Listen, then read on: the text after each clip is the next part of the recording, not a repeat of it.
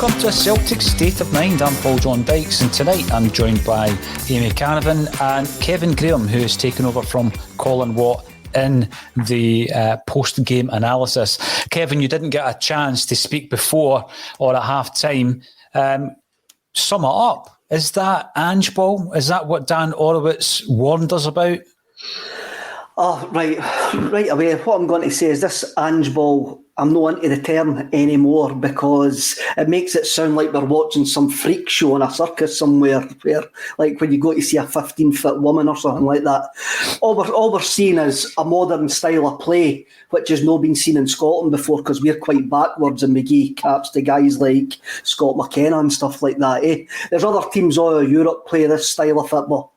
Atalanta, other teams. So Ange ball makes it sound a bit freaky for me. I enjoyed that tonight. I would rather go out there and have a narrow defeat and actually give it a go. And we gave it a go tonight. Look, the guys, the boys who weren't up to the task, we've already named them in previous programmes this week. The ones that we thought might have let us down when the injuries and all of that started taking hold of us.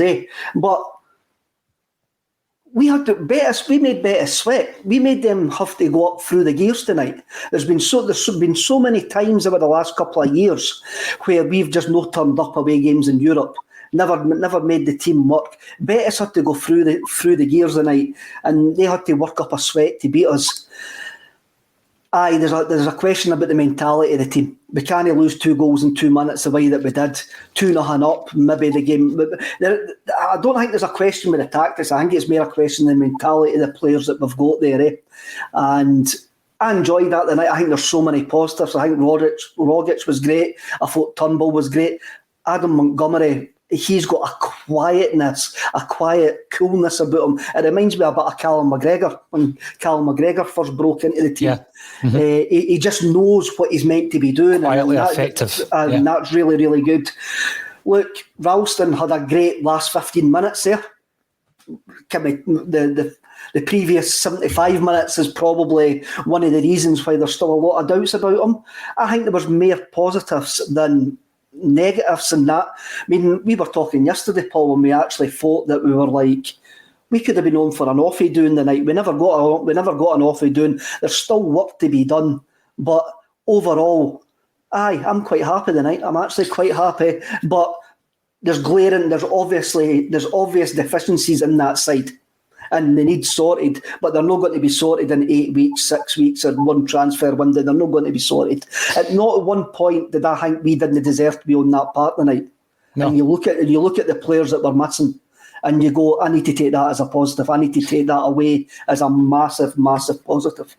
Well, see the thing coming into the post-match, Kevin, often you're so disappointed with the performance, or we have been over the last year, many, many times, and it's frustrating and you become critical. I don't mean you specifically, but as a panel, you become very critical. I'm not feeling like that tonight. And that's despite the fact that we were 2-0 up. That's despite the defensive frailties. But there's other reasons around me not feeling like that tonight. Now, in a nutshell, I think Alan Robertson says it well. Great attack and play, but naive defensively. Yeah, very naive. But there's a point at that game where you think to yourself, yeah, we're maybe losing it a wee bit at 3-2. We've not made any changes at half-time. Well, what changes can he make? That's the biggest frustration. So I can't place that on the shoulders of Ange Postecoglou. He's looking at a bench there, and he simply didn't have the personnel to make there wasn't a game changer sitting on that bench, was there? No. The only change he could make, he's made it because he's brought McCarthy on for Sorrow.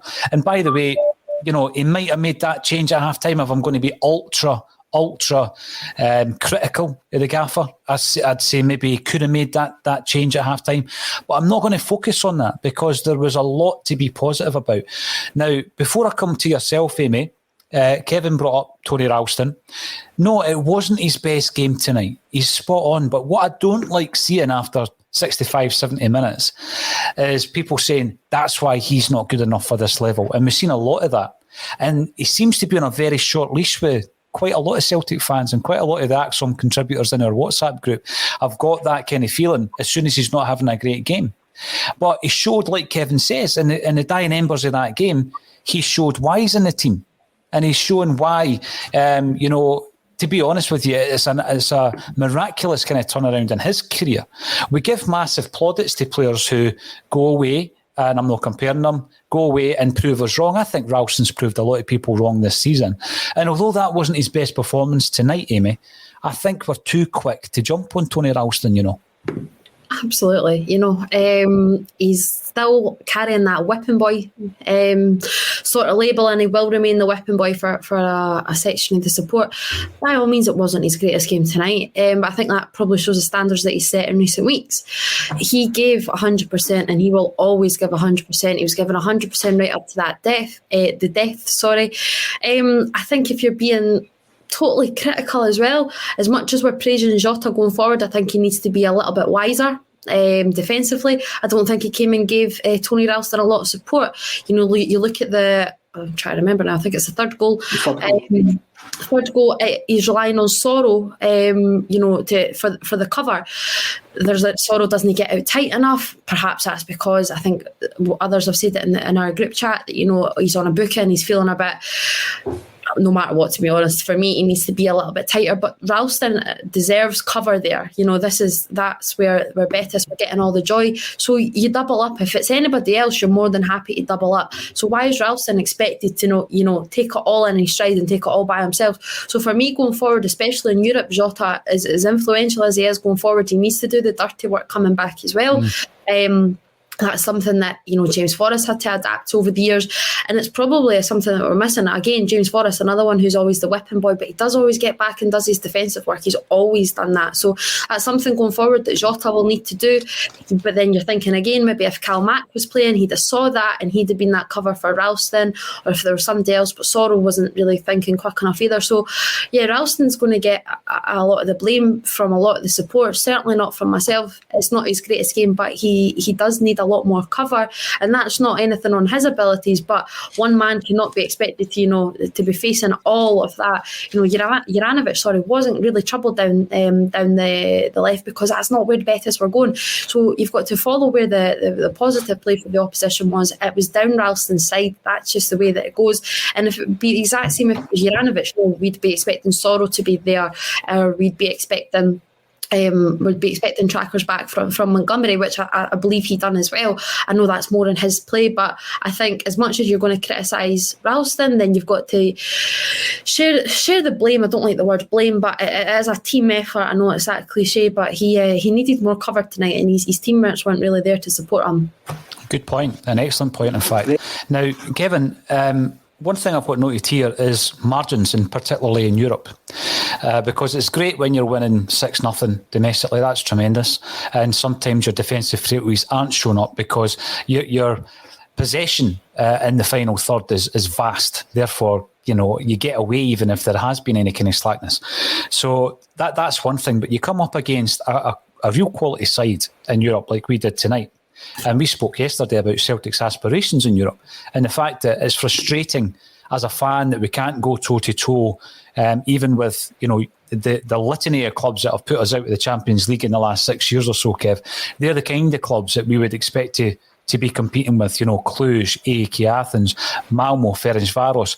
We would expect to be competing against those clubs. You come up against a Leverkusen or a Real Betis, and you think to yourself, well, if we go away from home and they beat us, although it's expected, you want to put in a good account of yourself. Now, fine margins. Now, I know Joe Hart made 5 saves that I counted tonight, 5 saves. Some of them were pivotal.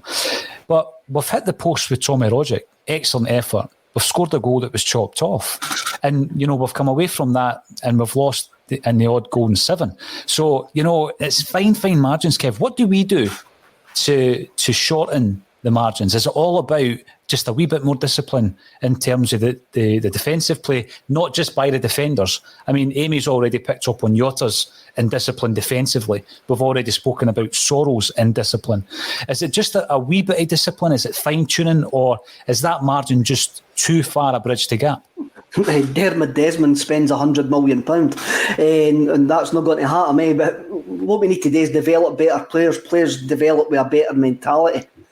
as I says right at the start, I think the team have bought into the style Postecoglou wants to play. But have they got the mentality? Have they got the ability to do that? Tonight, Sorrow was all over the shop after the booting. He was a man down after the booting, caused 2 goals. Amy's already spoke about the third goal where Yotta should have covered, but you look at Sorrow, what's he doing with his hands behind his back? No going to actually cover the guy, eh? It's horrendous. And the first goal that we lost as well, he's powder puff on the edge of the box as well when the header drops and allowed to go through. So we spoke yesterday, Paul, about the difference in quality between Callum McGregor and Sorrow. Mm-hmm. So what we need to do now, as you've got Callum McGregor, we need to find somebody that's in the middle between Callum McGregor and Sorrow to come into that side. Is that James McCarthy? It's extremely obvious that James McCarthy's not fit enough to play 90 minutes. So that's why he's coming on when he's coming on. Mm-hmm. Because if we had a strong enough bench, I'm sure Sorrow would have been hooked after 20 minutes tonight. If we had somebody on the bench to come on to actually change that game. We only made 1 sub tonight, and I think that says everything. Yeah. What we need to do is develop these young laddies. You look at Montgomery, you've got to give Postecoglou time. We've got to win away eventually. We have got to win away eventually, and it's the mentality of this team. But you look at the way Postecoglou handles himself in the press in front of everybody, and I picture him in the dressing room trying to get the mentality of these players. And all it's going to take is one result. And this team's going to click. But where we want to be in Europe, which is winning this group or finishing second in the group, we are far away from that. But I'm really pleased tonight that we looked like we should have been on that park with a Fairbairn squad. And, yes. we did make mistakes, and that's no saying that. But at no one point did I ever think we were going to get overrun. No. I'm going to ask you then, Kev. That being the case, you bring back Chris Jullien, you bring back Callum McGregor, you bring back Kyogo and Abada, and your first choice left back in Taylor. You bring these players back, James Forrest. There's half a dozen players, right, who may be first picks, certainly first team players. You bring them back. How much does that improve your side, that threadbare side that we seen this evening, and how much of a difference does that make? Does that then make you more confident that, you know what, once these players come back, we might be able to go for second place? Or is it a case, Kevin, that we're never going to have that luxury? You want to have that luxury. You really do want to have that luxury. And you've got to think that when we play in the next couple of games, when we go to the double header against Ferencváros, which for me was always the 2 pivotal games to ensure European football after Christmas, you've got to think some of these key players will be back. You've got to think Forrest will be back, McGregor will be back. You've got to hope that Giakoumakis will actually be up to speed by that point. Kyogo's going to be back as well. And you've just got to hope in the games where you're expected to win, then these guys do make a difference. Longer term, we're going to need better players and develop better players all over the shop. We know that. But in the short term, we should be looking to actually get 4 points out of 6 against Ferencváros. And the confidence we can take from the night and the learning things we can take from tonight, and whatever happens against Leverkusen in a couple of weeks, if we give another great performance against Leverkusen, then we can go into the Ferencváros double header actually feeling good about ourselves, especially with us getting the players back. Well, I mentioned 6 players who were out tonight. You could add on top of that, one of them not injured, of course, Abada for religious reasons. Giakoumakis, Beaton, Johnson, Dembele. There's 10 players, Amy, who were out of tonight's game. When they do come back, how confident are you that we've got a squad that will get us up to January at least, because it still needs strengthened, and tonight showed that? I mean, it's a kind of freak occurrence when you've got 10 first-team players that are unavailable for selection. So to go out there, put a good account of yourself, as Kevin says, you've not embarrassed yourself. It's 4-3, and you know, some of those goals can go down to individual errors. How confident that we are at a stage where, you know what, we might be able to compete in this group as these players start filtering back into the first team squad? God knows what it'll be like, and when it'll be, you know, that Ange Postecoglou will have a full strength squad. They said that just yesterday. It's just been a constant state of flux since he's took over. You know, he's never had more than, I think he's always had like 3 or 4, if not more, players out, and they're influential players. To be honest, you mentioned one there. I'd have had Near Beaton at centre defensive mid ahead of Sorrow tonight. It could be a bold move, but I think anybody right now is better than Sorrow. I think Beaton's injured, but then I also think if he was available, he would have been missing for religious reasons as well. Yeah, you're right, Kev, actually. That's a good shout. But then you think about that, so then if Cal Mack's still, again, I think he's going to be, he has to be an option now, even ahead of Sorrow, and who maybe would have really thought that. Can we see it through till January? Well, we're just going to simply have to. You know, strength and depth is certainly needed in January. Tonight's just another glaring example for Ange to give to the board that he needs and deserves the backing in January, because, you know, this isn't a squad that you can see you through till the end of the season. It's certainly not a squad that can certainly not see you through to the latter stages of Europe, and it'll be, you know, we all said it was going to be a minor miracle tonight, to be honest. If Celtic got a result tonight, it's certainly a positive result and a win. You know, if you look at that, if any of us would have took 4-3, to be honest. I think if before the game, I think a lot of us would have took 4-3. I know, Paul, you asked us for our predictions, and Colin and I were both hoping for a point, but 4-3, you think, wow, we've maybe gave a decent account of ourselves. I appreciate Kev's positivity and I like it, but I don't know, I find it really hard. This is when my pessimism comes through. When you're 2-0 up, you know, you should be winning games, and even more so when you're scoring 3 goals away from home, you should really be winning games. I think, as you said, Paul, a lot of those goals are actually quite avoidable. They're schoolboy errors, they're individual errors. I think perhaps maybe if we had a stronger backline, perhaps a greater partnership, a stronger understanding between Carter Vickers and Starfelt. I think at half time maybe we said it was a really decent understanding, but I think that was really probably a little bit too premature. I think there was a moment in the second half, Carter Vickers were going for the header, Starfelt was coming across, and you just think, just communicate, guys. So it's little things like that you hope over time will, you know, come to play and come into force. So you need to try and take the positives, but if you take that game in isolation, you know, in those opening 25 minutes, Real Betis were all over the shop. We really should have had that game dead and buried. You know, Jota has that chance. There was a few more that I just thought that we could have went at it. But look, as Kev says, you've got to try and take the positives. We have to try and take the positives here. But I think right now you can still be a little bit ruining it, because we were in a fantastic position and ultimately we let it slip. Yeah, we did. We threw away a 2-goal lead. The point of the central defensive partnership, Kevin, it's been a bone of contention all season. But if you think of Starfelt in the first instance, right, so when he's come in, he's played alongside Beaton, it's then switched to Stephen Welsh, and he's now trying to forge a third partnership, this time with Carter Vickers. It's only the second time these guys have played together. So yeah, there was that moment, and I felt a bit daft having said that they were building a good relationship, where 5 minutes later it's as if they'd never met each other in the box. Kevin, when it comes to, let's say, the latter part of this year, and those relationships have built gradually over time, you know, that kind of thing there is, you know, it's not a new signing, but once that understanding happens, and they're getting an understanding with Joe Hart behind them as well, I think we're going to see a completely different beast here. When I look at Jota, he played very well in the first half of his debut, and I think that actually he was involved throughout the game tonight. When he's firing on all cylinders, and you've got Abada firing on all cylinders on the right-hand side, and Kyogo through the middle, then you start to see Ange's team taking shape.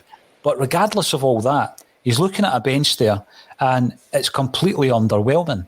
Now, there's 2 reasons for that. I think there's a bit of kind of short-termism in that we didn't strengthen the squad as much as we should have done, but also it then veers into structural territory, because when you put a youngster on that bench, if they're on the bench, that means they've got to be able to play.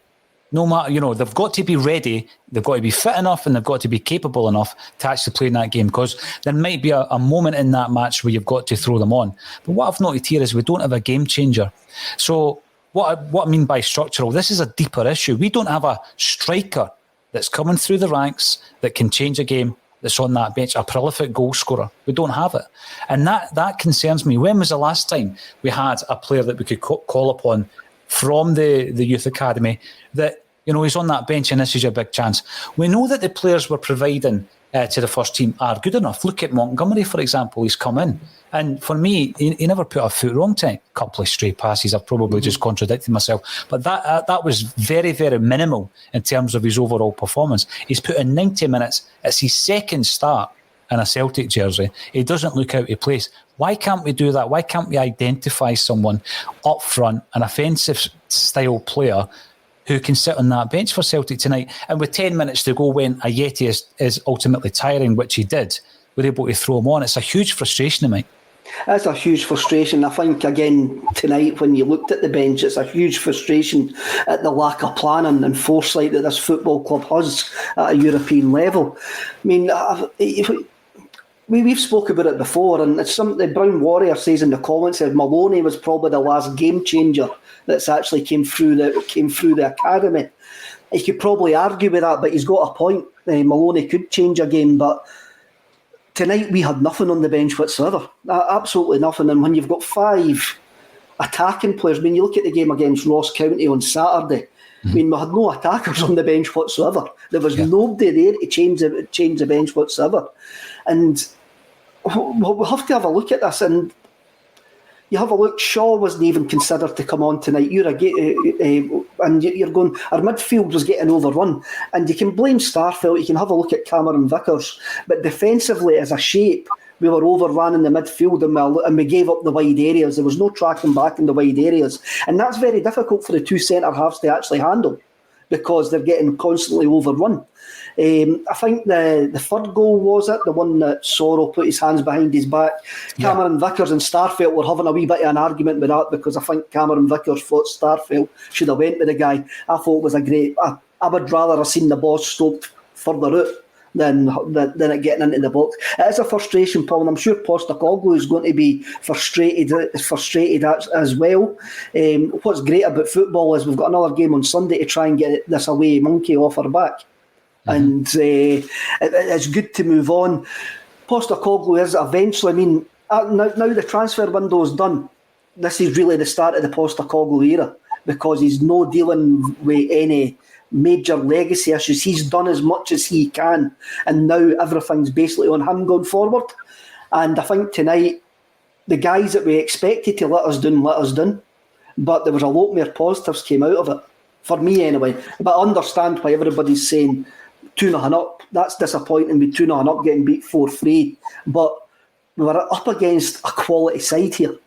And for us not to give up in that last 15 minutes, dragged forward by a right back, Anthony Ralston, an academy player who had a horrendous 75 minutes before that, then you've got to say there is heart in that squad. We just need a different mentality.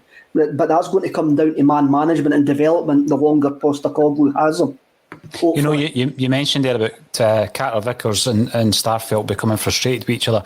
In 2 or 3 months' time, this is what I'm saying, Kevin, that will be natural. One of them will make the run, the other one will understand that he's making the run because they'll build that relationship. So we're at an embryonic stage of Ange Postecoglou's team here. What you've got to remember as well, Carter Vickers hasn't played much football. I think the element that Amy's talking about, I think that's tiredness. That's just mental tiredness and physical tiredness coming in. And also with Jota, he hasn't played a lot of football either. So tracking back against on that Betis side, he has to improve it. But I'm putting a lot of it down to fitness tonight. I'm maybe giving him a free pass tonight because of his lack of fitness. But I thought he looked better on the right-hand side than what he did on the left. Interesting, because he reckons himself that left is his best position. We've got to talk about Turnbull and Roger Camey because there's a lot of comments at the beginning of the game around the fact that they shouldn't be playing in the same team, for example. That was quite a comment that came through quite a few times. Both players finished the game. What was your take on it? There's a lot of comments coming through, very positive comments about Tommy Rogic. He's completely transformed his style of play. I mean, he used to, I always thought he played on the periphery the edges of the game, and he would flit in and out. And if the ball was lost, you would never expect him to have that defensive discipline to win it back. He seems to be a completely different player. Turnbull as well, he gets a lot of flack. People don't think that the defensive side of the game is one of his strengths, Amy. But overall, Turnbull and Rogic, how do you think they performed tonight? I thought Rogic in particular was outstanding. I really did. I think he's one of the star players that Celtic have to look at tonight. I think for starters, for him to last 90 minutes, I agree. That's nearly unheard of in recent times. And it wasn't even, I think there was a few at half time. I've seen a few on Twitter. I think people were saying, that's some tiring already.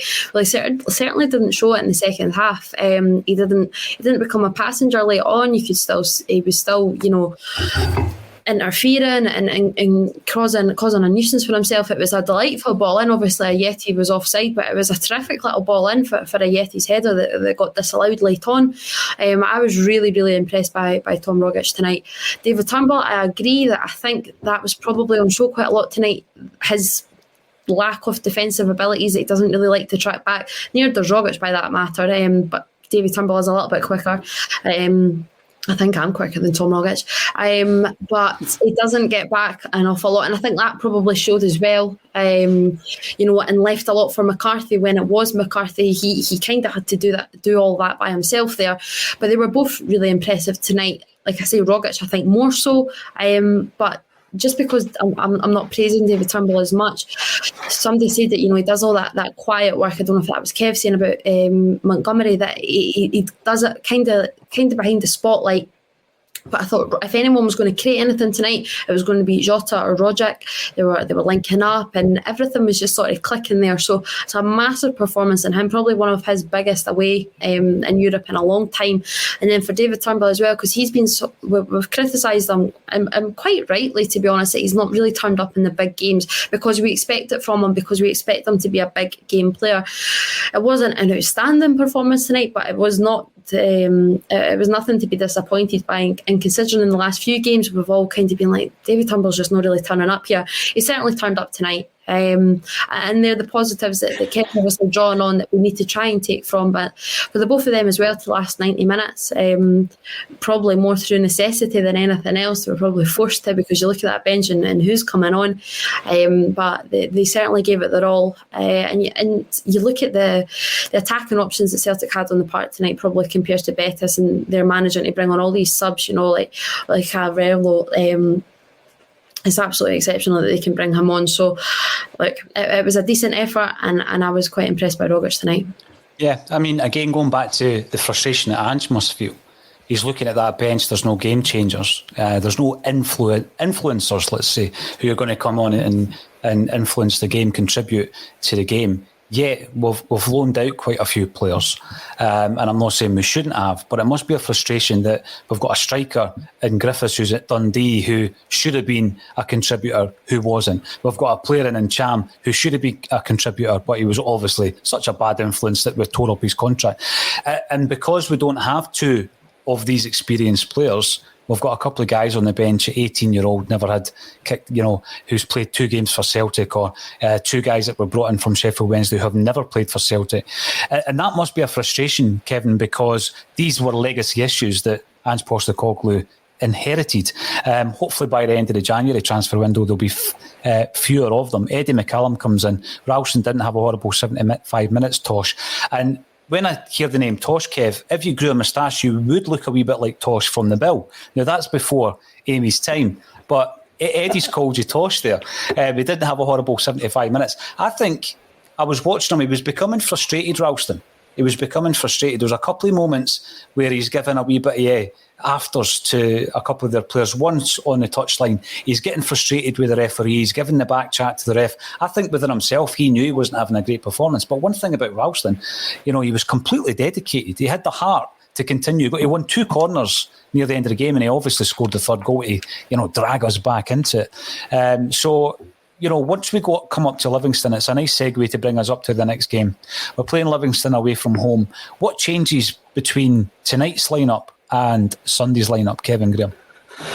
I think just to go back to the Rogic point, is I was watching it on a stream. It was CBS America, and the American commentator was absolutely raving about Rogic. Absolutely raving about him, about his feet and how he used to play futsal, and just to bring that back.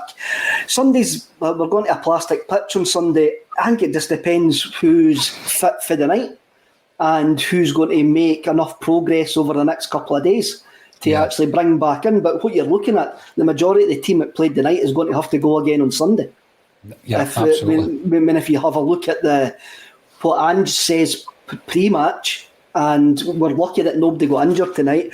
And I don't think we've mentioned Ayeti. I thought Ayeti was okay tonight. And I thought he actually put in a decent enough shift. But we're asking this team to go again.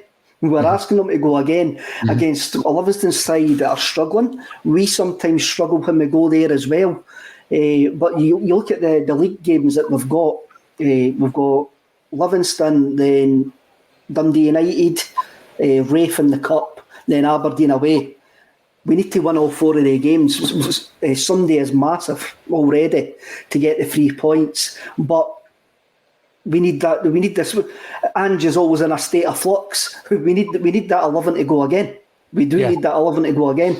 You're and right. there's nothing to change unless Giakoumakis can make the bench. He's not going to start. There's nothing there. But that 11 starts again on Sunday. And then we might have to look to some of the younger guys to come off the bench when we get to 60, 70 minutes. Well, a couple of things. Firstly, when I'm mentioning guys like Ncham and Griffiths, it's not because I'm bemoaning the fact that they've left. What I'm saying is Ange Postecoglou was in a situation where he's got 2 experienced players with bags of European experience, and they're not available to us for 2 non-footballing reasons. One, attitude, the other, behaviour and attitude. So these are things that he has inherited to add to all the problems of the 10 injured players or 10 players who were unavailable tonight. The fact that we brought in 12 and we've offloaded 15. So I actually feel for Postecoglou, and I think that's why, a result like tonight, a couple of defeats in the league, getting knocked out the Champions League, there's no real panic at this moment in time, Amy. If this was season 2 or 3 of Postecoglou's tenure and this was happening, then I'd be worried. What's your thoughts on what Kev says there about Livingston? I mean, the games do come in thick and fast. Do you think there will be any changes, or are we kind of hoping that 1 or 2 come back from injury? Well, you hope Abada will be back, and then you hope obviously Callum McGregor could possibly be back. I don't think it was too serious a knock, so you can be a little bit hopeful there. But, Kev's spot on. Every game's going to be massive now. Livingston was massive even before tonight. No matter what the result, it was irrelevant. The league has to be priority. It will remain priority. So as Kev rightly says, every game from here on in is massive. It's a plastic pitch. It's a tough venue. We're not good travellers to Livingston over the years. We've struggled recently, so it's a massive game on a tricky pitch. So as Kev says, you're asking a lot of the players because probably 8 or 9 of them will need to go again. I'm looking towards the return game, Kevin, where we bring Real Betis back to Celtic Park, and I know a lot can change between now and December in terms of form and injury, etc. But a lot of the players we've mentioned will be back. A lot of the relationships that we hope to develop will have developed by then. Does tonight's performance fill you with a bit of confidence that, a tie that we probably didn't think we'd get anything from, home or away, we might just nick a win. We might get something from that game. I mean, you mentioned the Ferencváros double-header. Right, we'll try and get maximum points from that, and everything else we can get, in many ways could be a bonus. But I'm looking at that tonight thinking, get them back to Celtic Park, get some more of our players back to full fitness, and I have no fear when Betis come back to Glasgow. I've got no fear either, because obviously this is probably just random hopefulness that I've probably got at this precise moment in time post-game, but they made 8 changes tonight, and you can actually see them, depending on how the group's going, you can see them making maybe 8 changes again coming to Celtic Park, and they might already be finished second in the group or whatever. So you've got to be confident of getting a result at home in Europe. I mean, they are a decent side. They will probably go further in this competition, but we'll go. But you just want to give guys a game, You just want them to be scared to come to Celtic Park again and get a game, because we've been far too easy to get turned over at Celtic Park over the last couple of years. Yes, we've had the Lazio game, we've had great moments in that, but there's too many teams come to Celtic Park and are able to wander back up the London Road with 3 points or winning the tie, and that's got to change. Amy, we spoke before the game about the magical target of 10. Have you seen anything tonight that gives you more hope that we are capable of getting about 10 points from this group? We've got to, you've got to have the faith that we can still get 9 points from our home games. That was going to be irrelevant, and tonight it's not really changed my opinion. I just still got to hope. And then do I think we can maybe scrape a point away at Ferencváros? Or I'm not quite so sure about, or against Bayer Leverkusen, but you never know. We've got to remain positive. More players back, we can live in a little bit of hope. Absolutely. Sorry, I'm trying to snipe somebody there and it keeps on moving. I know, it's a tough gig. It's a tough gig, Kev. But I'll tell you what, it was scintillating stuff. 7 goals, a bit of a thriller. And they even said rip roaring when they were describing it on the commentary that I was watching, Kev. So they've obviously been tuning into ACSOM. There was somebody in the comments, and Andy Scott Echo came into the comments there, and he says he stays in Spain and the Spanish press are praising Celtic's style of play. There you go. I'm happy with that. Let's leave on that positive note. Let's leave it. It's been a very positive post-match analysis, I've got to say. All that's left for me to say is thanks for everybody for getting involved. All 1,700 of you that tuned in live and commented on the various platforms. If you're watching on YouTube, make sure that you subscribe and click the notification button. You'll be entered into monthly prize draws free of charge. Thank you to Kevin Graham, thank you to Amy Canavan, and we'll see you again tomorrow at 12:30 on A Celtic State of Mind.